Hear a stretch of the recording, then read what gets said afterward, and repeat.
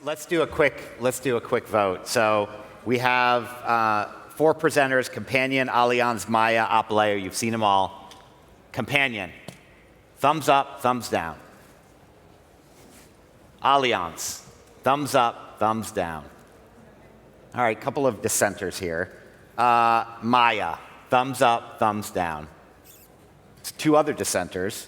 Apaleo, thumbs up, thumbs down. Okay, so we had 2 that were 4 across the board, 2 that were a little bit, we had a couple of dissenters.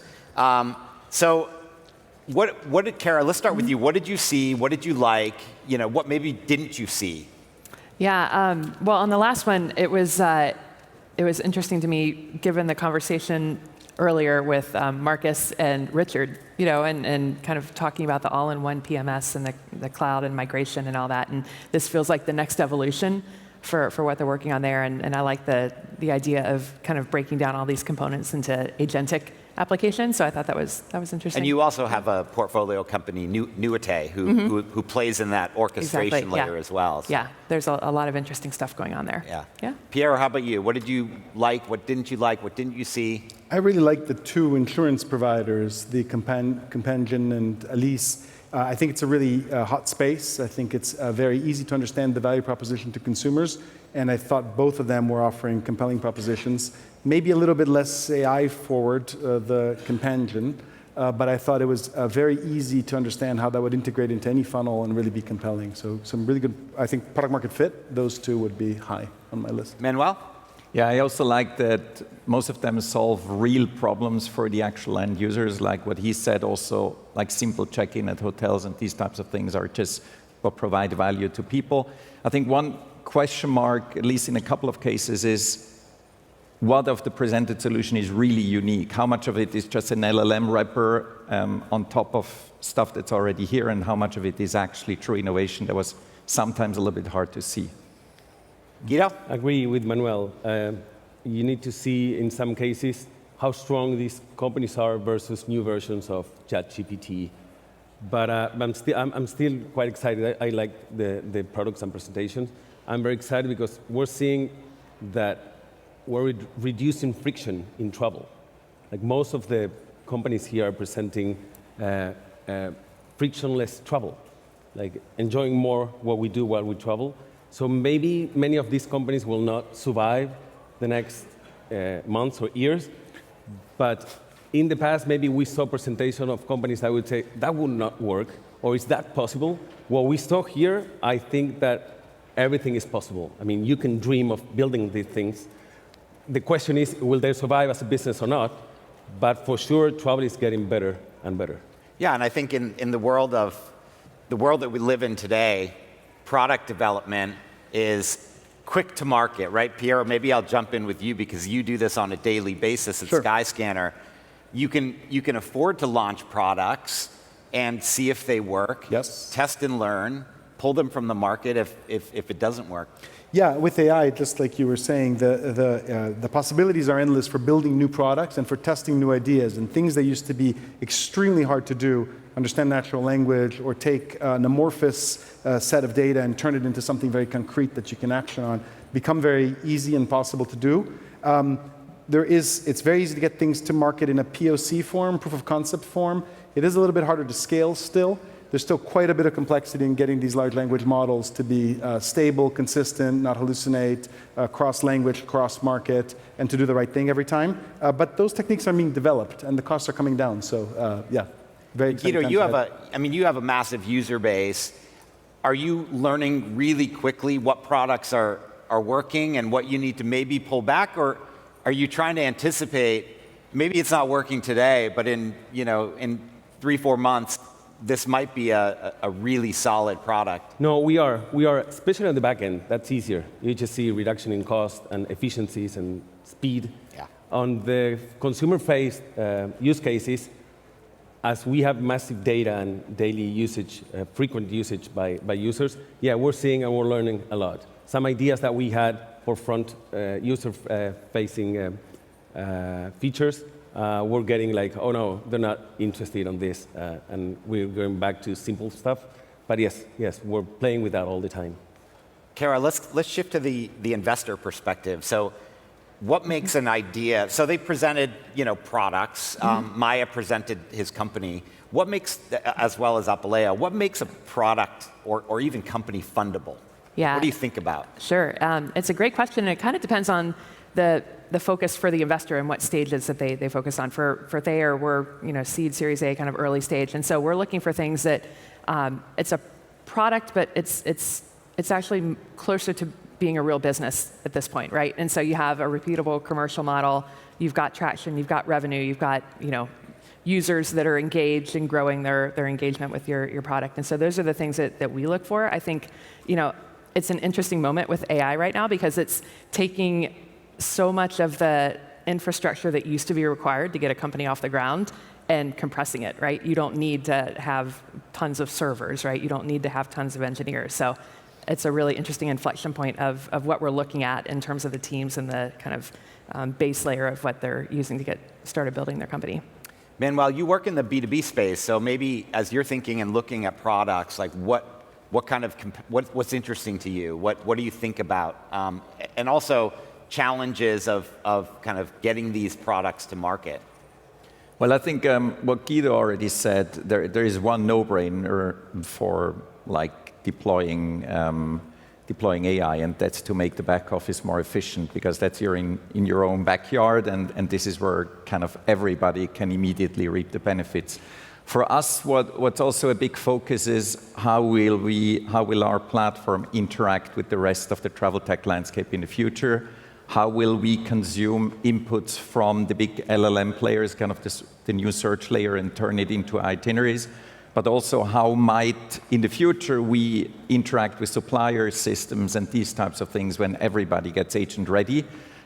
We are definitely very heavily investing in this, but the question is also when will the rest of the ecosystem be ready to do all of this? So that's something I'm still very curious about. Yeah.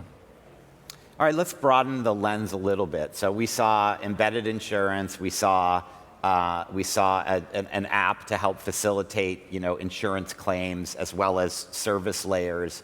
We saw an API kind of middleware company, and we saw an AI kind of platform to help with content, B2B content. Does that tell us anything? I mean, it's a small sample size, right? Like, are these some of the biggest problems? Was there something that we didn't see that you kind of expected you might see? And you can also reflect on some of the companies that we saw yesterday in Global Startup Pitch.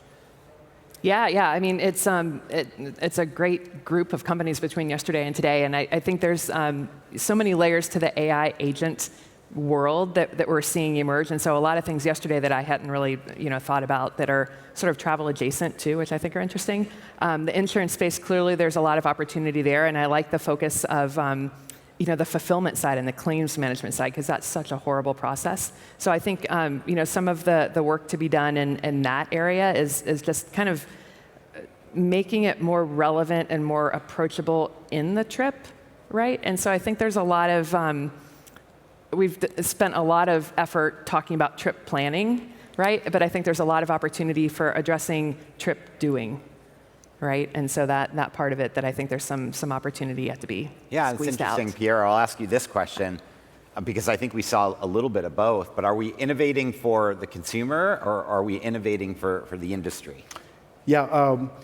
Well, I think that's a little bit of a false dichotomy, because our first job is always to innovate for the traveler and the consumer and what they're trying to do. But if you don't have a model that works for your partners and works for the company and isn't profitable, then you won't manage to scale it anyway. So it doesn't really matter.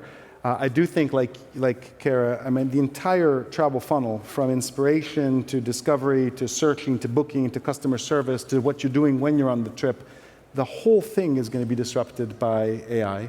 And not just by traditional companies adding AI to their existing products, which is easy, but by these agents working on your behalf. And so actually I expect almost a narrowing, where specialists will get very good with, I have an agent that's only really good at selling you insurance. I have an agent that's only really good at finding flights. I hope that's ours.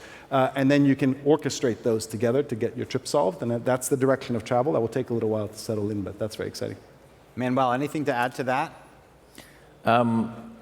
No, I actually mostly agree. I think what will be interesting is how the whole thing will be cut up in the end, like all of those functions. What will be the agents? What will be the tools that the agent invoke? Because that's something that's often easily forget. We won't only have agents in the new landscape.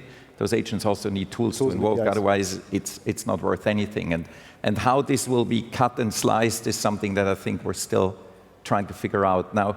With respect to your original question, I think what's interesting is that more and more of these cases actually go towards solving in-destination or on-travel friction. I think this is one of the next big things. We're still scratching the surface with some specific use cases, but I think there is way much more to be done in that area and way much more to come. Yeah, I led the ground transportation roundtable, and there was a lot of interesting discussion around, maybe ground on its own is not the biggest, the biggest margin business or the biggest, euro value, but it's still such an important part of the journey, and connecting that to the rest of the trip can really drive a lot of value across the ecosystem. Yep. Guido, because you're exposed to, lots of other verticals within Rappi, how do you see that kind of cross-sector integration working between fintech and health tech and logistics and some of these things? Like, how is that going to kind of shape in the future? Well, I like the Apaleo presentation of, this component-based and agents talking to each other. Also leveraging the existing capabilities of hotels, not having to replace the whole thing, but putting a platform that can talk to existing system and like reducing the silos, like he said. So I see it in a similar way to cross-selling in other verticals too. Each having agents that could talk to others. I was intrigued by Ali's, that maybe was just from one product. What if I use several other companies? Will my agent talk to Ali's, or is it just one app? So the vision will be, like in the past, it was APIs that could talk to everybody. Now agents that could talk to each other. So in other verticals, I see it like that. And adding to what we expect to see, or in line with that question, I want to ask you, or the audience, or the presentations, can we not use AI word anymore in the presentations? I mean, 95% of the presentations are, we do this with AI. I think it's over, like, I don't know, for me it's less sexy when I see that we do this with AI. I mean, you have to, for sure. I mean, I think that was a problem with the term blockchain as well, right? Exactly. I mean, how many pitches did we see 5 years ago that were Web3? I want to see the feature and what it adds and how it solves the life of the company or the traveler. But not focusing so much on saying the word AI. I think there's something that's sort of hidden in what you were just describing, which, in this kind of agent-to-agent world, it presumes a layer of interoperability of data that we haven't really seen yet or fully explored, and that's a foundational component of all of this stuff having to work together, right? And that's it's not just the data about the hotel or the flight time or the trip interruption status or what have you. It's also me, right, and my profile and my preferences and all that, and forms of payment. So there's all these components that I think are sort of existing but haven't fully been stitched together yet, and I think that's what's going to unlock some of the the trip doing part to make that work. The agents will talk to each other via MCP, but to carry forward all your information in a secure way, for example, travel passport kind of stuff, stitching that all together into a connected experience is going to take a while, and that's going to be the most challenging bit. Yep. So I don't have a smiley face card, but I'm not this one. I'm interested to see the face of an agent when he comes across some of this legacy hotel technology without an orchestration layer. That's going to be it. So that is going to be really important. Yeah, he won't use it. Right, he won't use it. Or she won't use it. Yeah. Let's look ahead now. So think about launch 2027. What types of companies are we going to see on stage? What problems are they addressing? And what do you want to see by that time? Maybe I'll skip you because I start with you. Maybe down this end. Guido, you want to jump in on this one? Well, I would like to see these sort of use cases, but towards the physical world, how this interacts, solving things that are less straightforward. I don't know. because everything, this is too digital. I mean, it's very digital, and it's solving maybe some problems that are in distribution or some friction that happens between interoperability. But once that is solved, and we will be seeing those solutions very fast, I believe, the gap will be with the real world and physical things that we don't control that much, but with Internet of Things and AI embedded in physical things, I would like to see things in that area. Yeah, and OpenAI just spent quite a bit of money hiring a very good designer, so it'll be interesting to see how that kind of plays out. Some hardware as well. Exactly. Manuel? Yeah, Cara said something before about the focus shifting from trip planning to the trip making. I would actually even go one step further to actually operating the trip, and I think this is where the focus has to shift. I do think that big AI players will play a big part in just the actual planning, but then you have to make the trip possible. And you have to make sure that during the trip everything is enjoyable and frictionless. And I think this is where the focus has to shift and will shift probably. Yeah. For me, it's as the previous speaker said on stage, we're moving from search to answers as an expectation for travelers and consumers in general. And then I think we're going to move from apps to agents. That second move is going to take a little bit longer. But by 2027, I would fully expect that we would have on stage here very narrow agents that are extremely good at one part of the travel funnel, but now can finally be found, discovered, and orchestrated in a way that wasn't possible before. Because the problem today is if you have a very specialist product, how do you get that to market? How do you connect that with other funnels, et cetera? And the big AIs like OpenAI and Google will be the top of that experience, but they will create marketplaces and connections. That's what I expect. All right, Cara, in one sentence, what's one piece of advice that you'd give tomorrow's presenter, whether it's startup pitch or launch? Focus on the commercialization part, which is a key part of that is make sure people are willing to pay you for what you're building. I think a lot of the conversation is like, here's my business model, but you really need to prove that people are actually willing to part with their money or their time, whatever it happens to be, to use your product. Piero, name one thing that excites you most about the next generation of travel tech. Ooh, it's probably the hardware, actually. I don't know what Johnny Ive or others are going to do, but I feel like we are still, there's an opportunity to interact with these AIs in a way that is not mediated via phone, and so I'm quite excited about that. Manuel, AI assistant or personal butler? Who books your next trip? What's the difference? Personal butler, but in digital form. Yeah. Digital butler. Digital butler. I won't use AI anymore. Yeah. Guido, the next travel unicorn will come from which country? Argentina. Ladies and gentlemen, please thank my panel. Thank you.